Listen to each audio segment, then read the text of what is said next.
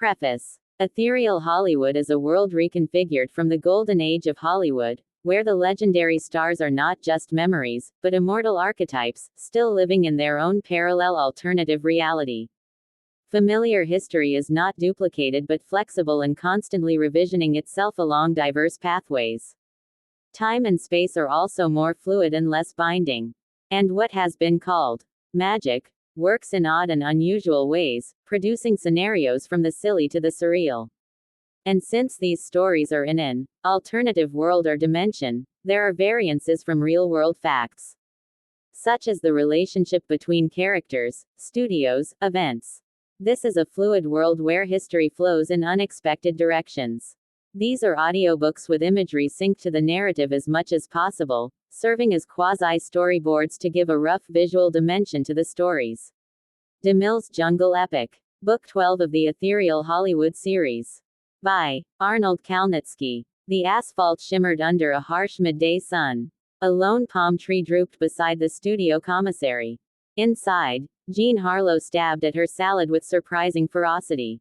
"Honestly, Rita," she muttered, pushing a curl of platinum hair off her forehead, "if that new director tells me to be more vulnerable one more time, I swear I'll scream."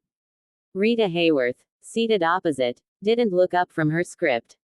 "Try vulnerable while dodging flying crockery," she murmured, tracing a line of dialogue with a perfectly manicured finger. "My co-star today throws like Babe Ruth." A faint smile touched her lips. Across the crowded commissary, Gary Cooper leaned against the counter, nursing a coffee.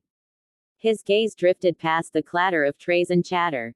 Outside, Hedy Lamaar slid into the back seat of a waiting town car. She adjusted the wide brim of her hat, casting her face in cool shadow.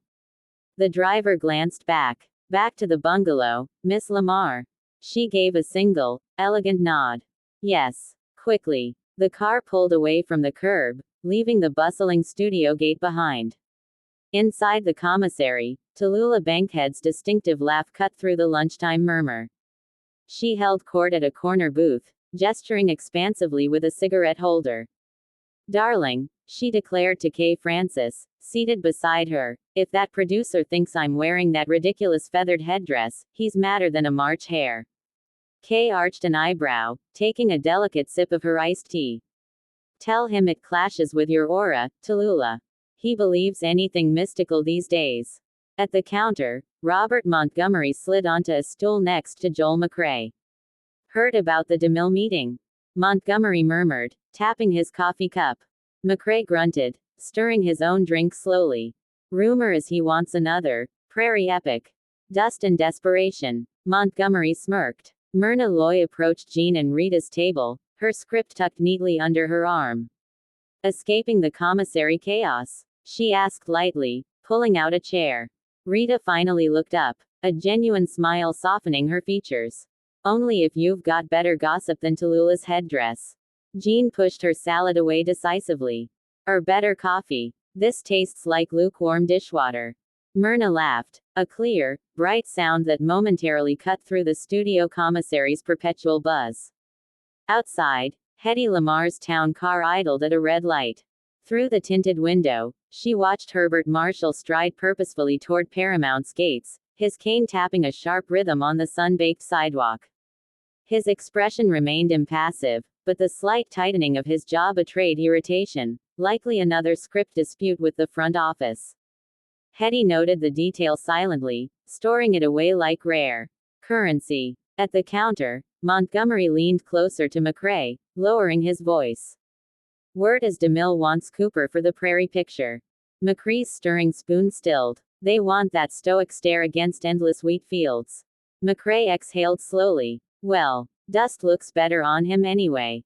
Jean Harlow pushed her untouched salad aside with a sigh. "If DeMille assigns Cooper another dusty epic," she said, nodding toward the counter where Montgomery and McCrae conspired, "Rita, you and I should demand a screwball comedy. Something with fountains and mistaken identities."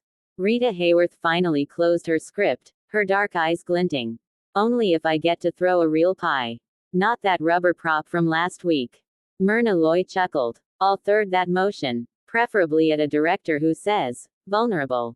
Outside, Hedy Lamaar's town car accelerated as the light turned green. She watched Herbert Marshall disappear through Paramount's wrought iron gates, his cane tap fading beneath the city's hum. The driver cleared his throat. Miss Lamaar. Mr. Hughes' assistant called again about the screen test time. Hedy's gaze remained fixed on the retreating studio lot. Tell him I'll be there, she said, her voice cool and precise. But not a minute before 4. At the counter, Robert Montgomery nudged Joel McCrae. Look alive. The Prairie Prince approaches. Gary Cooper was moving toward them, his slow stride cutting through the commissary chatter. McCrae straightened slightly, his expression neutral but watchful. Cooper stopped before them, his shadow falling across the polished chrome countertop. Montgomery. McCrae, he acknowledged, his voice a low rumble. DeMille's office. 10 minutes. He didn't wait for a reply, turning smoothly toward the exit. Montgomery exchanged a quick, sharp glance with McCrae. The prairie dust, it seemed, was already settling. Jean Harlow's eyes followed Cooper's exit, her earlier irritation sharpening into focus. 10 minutes. That's DeMille's. Urgent. Drop everything. Summons, she hissed to Rita and Myrna. Rita Hayworth traced the rim of her water glass, her midnight eyes thoughtful. Cooper's face, like granite. Whatever it is, he's braced for it. Myrna Loy leaned in, her voice dropping conspiratorially. I heard whispers yesterday. Not wheat fields. Something bigger, wilder. A flicker of genuine curiosity sparked in Jean's eyes, momentarily eclipsing her frustration. Outside Paramount's gates, Herbert Marshall paused beneath the wrought iron archway, the sun glinting off his silver-handled cane. He watched Hedy Lamaar's town car vanish down Gower Street. The irritation in his jaw had solidified into cold resolve. Pulling a slim gold cigarette case from his pocket, he lit one deliberately, the smoke curling upward in the still air. His gaze swept across the bustling studio lot, extras milling, technicians hauling cables, the distant clang of a prop department, before settling back on the commissary windows. Inside, DeMille's summons would be landing like a grenade. Robert Montgomery approached Bankhead and Francis. Ladies. Escaping the prairie panic. Tallulah blew a stream of smoke toward the ceiling fan. Darling Bob, panic is so middle class. We, she declared, encompassing Kay Francis with a wave, are strategizing our next act of glorious defiance. Kay raised her iced tea glass in a silent, elegant salute, her enigmatic smile firmly in place. The air crackled, thick with unspoken ambitions and the scent of imminent upheaval. Jean Harlow leaned forward, her platinum hair catching the harsh sunlight streaming through the commissary windows. Wilder than wheat fields. She pressed Myrna Loy, her voice dropping to a conspiratorial whisper. Rita Hayworth's fingers stilled on her water glass, her dark eyes fixed on Myrna. Before Myrna could elaborate, a studio messenger boy skidded to their table, breathless, clutching a sealed envelope stamped with the Paramount insignia. He thrust it toward Jean. Miss Harlow. Urgent. From Mr. DeMille's office. Jean snatched it, tearing it open with a sharp flick of her thumb. Her eyes scanned the brief, typed lines, her expression shifting from curiosity to icy disbelief. He wants me, she breathed, the paper trembling slightly in her hand. For a jungle picture. Opposite Cooper. Outside, Herbert Marshall finished his cigarette, grinding the stub beneath his polished Oxford shoe. The resolve in his eyes hardened as he watched Gary Cooper emerge from the commissary, striding purposefully toward DeMille's office, McCrae and Montgomery trailing in his wake like wary shadows. Marshall's cane tapped decisively on the hot pavement as he turned toward the writer's building. If DeMille was casting jungle epics, he needed ammunition, a script rewrite demanding substance over spectacle, a role worthy of his talents, not just another backdrop for broad shoulders and stoic stares. The battle lines were being drawn in the shifting sands of Hollywood ambition. Inside the commissary, silence fell around Jean Harlow's table. Rita Hayworth plucked the telegram from Jean's slack fingers, her own face unreadable as she scanned it. Myrna Loy's eyes widened fractionally. Cooper and Harlow. In the jungle. A slow, feline smile spread across Rita's lips. Well, Jean, she murmured, her voice a low purr laced with challenge. Looks like you'll get your chance to scream after all. Just try not to get eaten by something before you throw that pie. Jean stared blankly at the telegram, the commissary noise fading into a dull roar as the reality of DeMille's jungle set bombshell sank in. Vulnerability was the least of her worries now. Outside DeMille's office, Gary Cooper paused before the heavy oak door, McCrae and Montgomery flanking him like uneasy sentinels. Montgomery adjusted his tie with a sharp tug. Wilder than wheat fields, all right, he muttered under his breath, catching McCrae's grim nod. Cooper's jaw tightened, his gaze fixed on the door's polished brass knob. The faint scent of DeMille's expensive cigar smoke seeped from beneath it, mingling with the studio lot's dust. He pushed the door open without knocking, stepping into the lion's den, his expression impassive but radiating a coiled intensity that made the secretary flinch. Herbert Marshall's cane tapped a precise rhythm down the writer's building corridor, louder than necessary. He stopped outside the door of Ben Hecht's cramped office, the air thick with cigarette smoke and creative desperation. Without preamble, Marshall pushed the door open. "Ben," he announced, his voice cutting through the haze, "DeMille's casting jungle nonsense. We need a rewrite. Something with teeth. Not just vines and vapid dialogue." Hecht looked up from his typewriter, eyes bleary but instantly alert, a slow grin spreading beneath his thick mustache. "Teeth.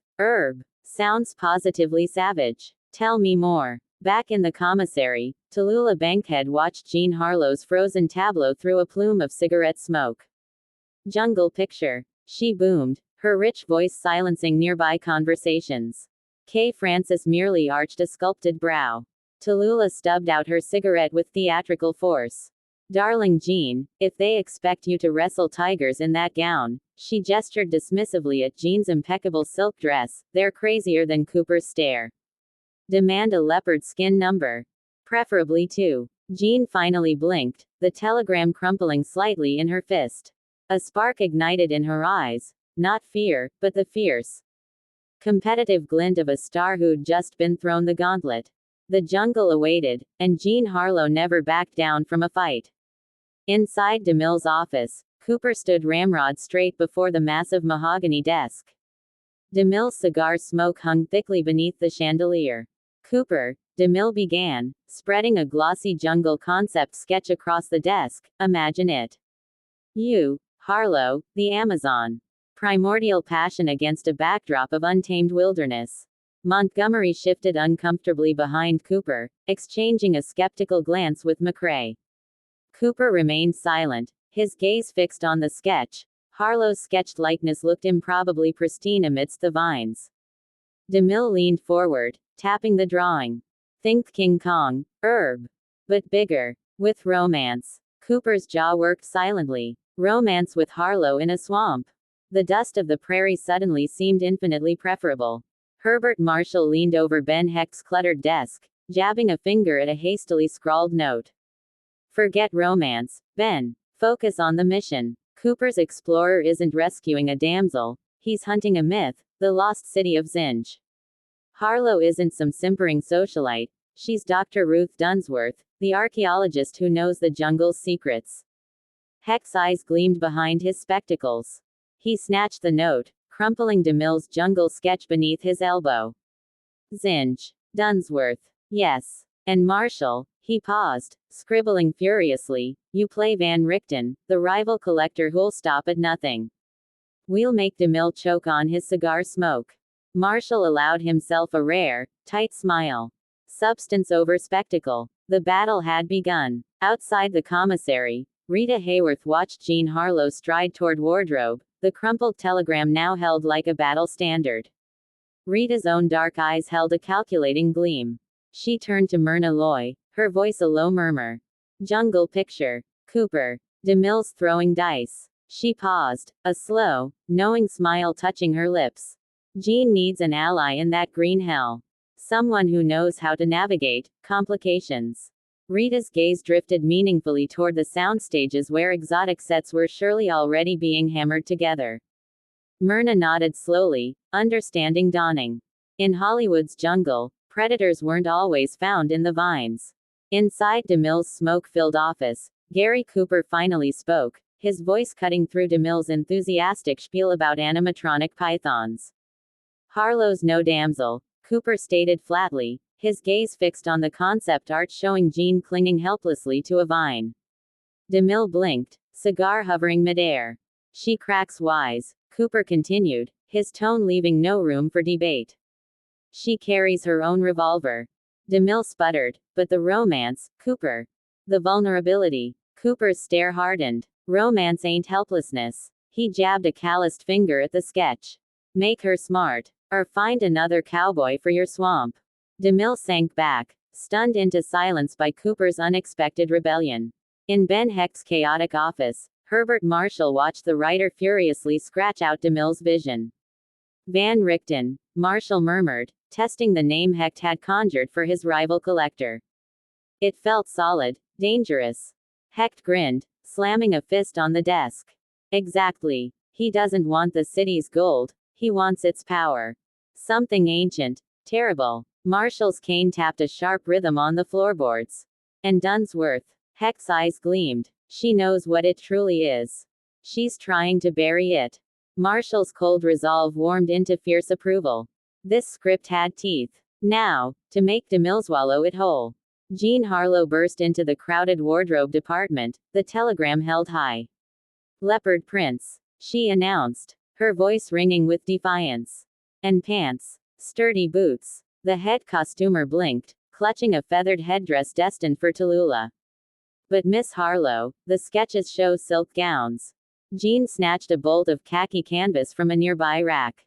"Tell Mr. DeMille," she declared, slapping the fabric onto the cutting table, "if he wants primordial passion, I'll bring it. But I'm doing it wearing something that won't rip when I wrestle Cooper's ego." A ripple of laughter ran through the room. The jungle, it seemed, had just met its match. Outside DeMille's office, Montgomery leaned against the corridor wall, straining to hear the muffled voices within. McCrae paced nearby, hands shoved deep in his pockets. "Cooper's been in there 20 minutes, McCrae muttered. Montgomery nodded grimly. Either DeMille's agreeing to Cooper's demands, or he's ordering him shipped to Borneo. The door suddenly swung open, revealing Cooper's impassive face. He stepped out, nodded curtly at McCrae and Montgomery, and strode down the hall without a word. DeMille's furious shout followed him. "Fine. Smart dames. But the snake eats her hat, Cooper. That stays." Cooper didn't break stride. Herbert Marshall found Ben Hecht pacing his tiny office like a caged tiger, pages of furious scribbles littering the floor. "Van Richten needs a relic," Hecht growled, snatching up a crumpled page. "Something tangible, dangerous. Not just greed." Marshall leaned his cane against the doorframe. "An amulet," he stated coolly. "Forged from Zingian obsidian. It doesn't grant power, it hungers." Hecht froze, his eyes widening. "Hungers." Marshall nodded once. "Van Richten doesn't realize it's consuming him. Dunsworth knows. That's why she must destroy it." Hecht grinned savagely. "DeMille won't know what hit him." Rita Hayworth watched Jean's determined exit from wardrobe through the commissary window. Turning to Myrna Loy, Rita's dark eyes held a calculated gleam. "Jean thinks she's fighting DeMille and Cooper," she murmured, stirring her untouched coffee. "She needs someone who knows the real predators." Myrna raised an elegant eyebrow. "Meaning?" Rita's smile was sharp as a stiletto. "Meaning Dr. Ruth Dunsworth needs a guide who understands the jungle, and its snakes. Someone unexpected." She glanced meaningfully toward Paramount's gates, where Herbert Marshall was emerging from the writer's building, his expression unreadable but his cane tapping a rhythm of cold purpose. The jungle was calling more than just its stars. Inside DeMille's office, the producer stared at Cooper's retreating back, his cigar ash trembling. "Smart dames." He spat at his cowering secretary. "Fine. But that snake eats her hat." He snatched the jungle sketch, glaring at Harlow's defiantly sketched khaki outfit. His eyes narrowed. "Get Lamaar on the phone," he barked. Tell her we have a sophisticated role.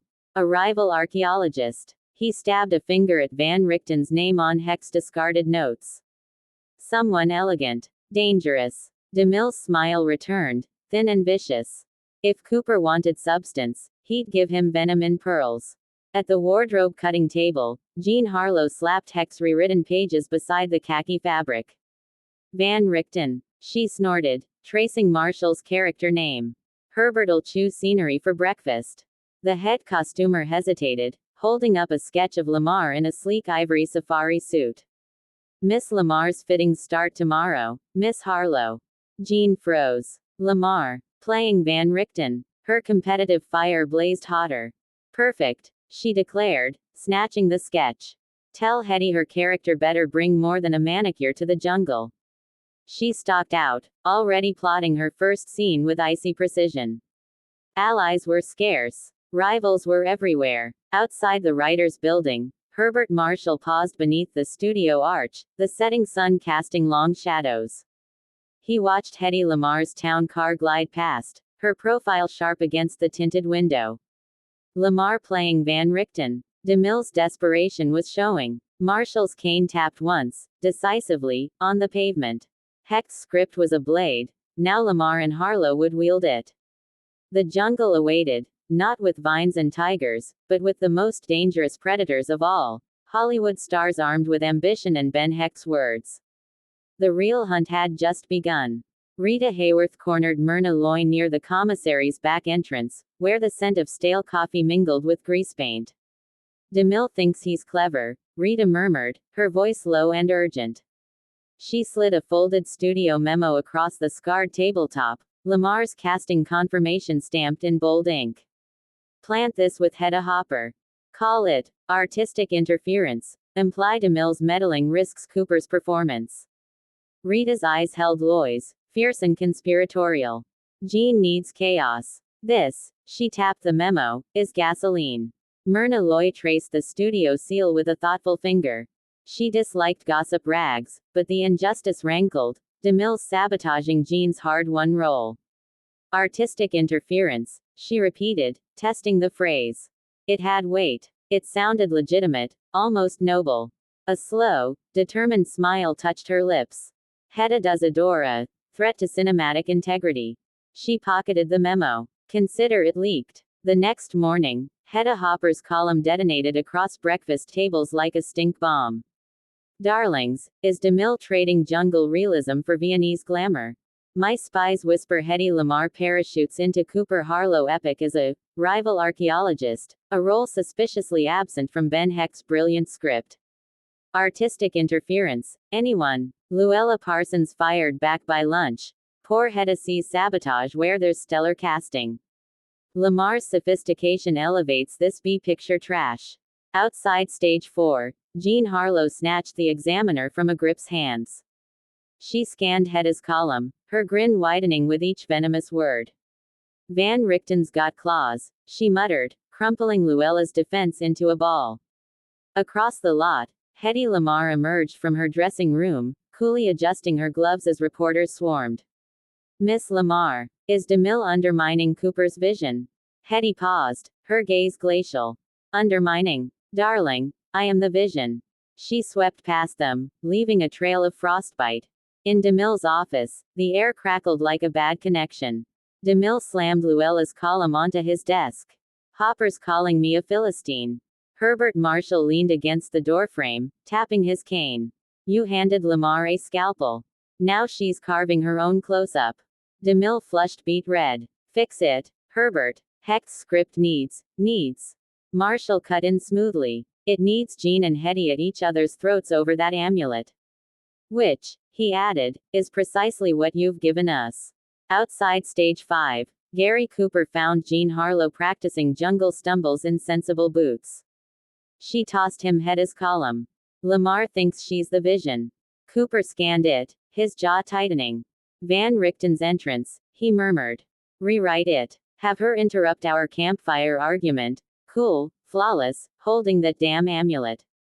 Jean's eyes narrowed. And my line. Cooper's smile was grim. Try. Put that down, doctor. It eats pretty things first. Inside the cavernous soundstage, Ben Hecht watched Lamaar glide through fake vines. Her ivory suit gleamed under the arc lights. Hecht scribbled furiously. Van Richten enters, unnervingly pristine. She tosses the amulet onto the map table.